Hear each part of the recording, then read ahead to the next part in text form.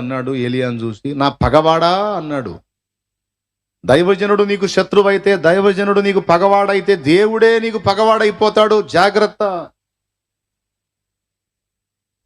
అని వాక్యం గద్దిస్తుంది.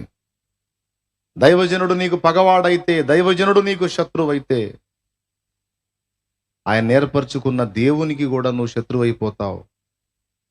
దేవుణ్ణే ముఖం ఎదుట తిరస్కరించిన వాడవవుతావు, తిరస్కరించిన దానివవుతావు. ఇది గుండెల్లో పెట్టుకోవాలి విశ్వాసులు, పరిచారకులు, సేవకులుగా ఎదుగుతున్న వాళ్ళు కూడా. దేవుడు నియమించినటువంటి నాయక గణమును ఏ విధంగా గౌరవించాలో కూడా గుండెల్లో భయం ఉండాలి. ముందు నాయకుడిని అర్థం చేసుకోవాలి, తర్వాత దేవుడు అర్థం అవుతాడు. దేవుడు నియమించిన నాయకుడే నీకు అర్థం కాకపోతే ఆయనేం అర్థం అవుతాడు నీకు? హల్లెలూయా, హల్లెలూయా. అతి చేయకూడదు.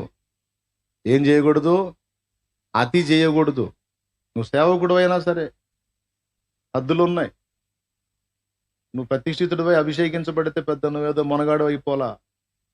నీ మీద దేవుడు నియమించిన నాయక గణం ఉంది, దానికి విధేయత చూపాలి. అయితే పెద్ద మొనగాడు అయిపోయావరా, నువ్వు పక్కకు పోరా బాబు అంటాడు దేవుడు, పనికి రావరా. కొంతమంది ఆ విధంగా ఫీల్ అవుతారు. నాయక గణాన్ని కూడా పక్కన పెట్టి ఎవరిని లెక్క చేయనటువంటి అహంభావులుగా, అహంకారులుగా తయారవుతారు.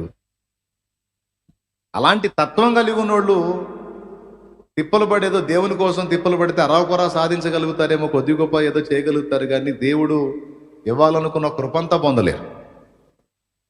ఎంత విధేయులు అవుతామో, ఎంత దీనులమై తగ్గించుకుంటామో, ఎంత నమ్మకంగా ఉంటామో, ఎంత లోబడతామో అంత కృప పొందుతాం.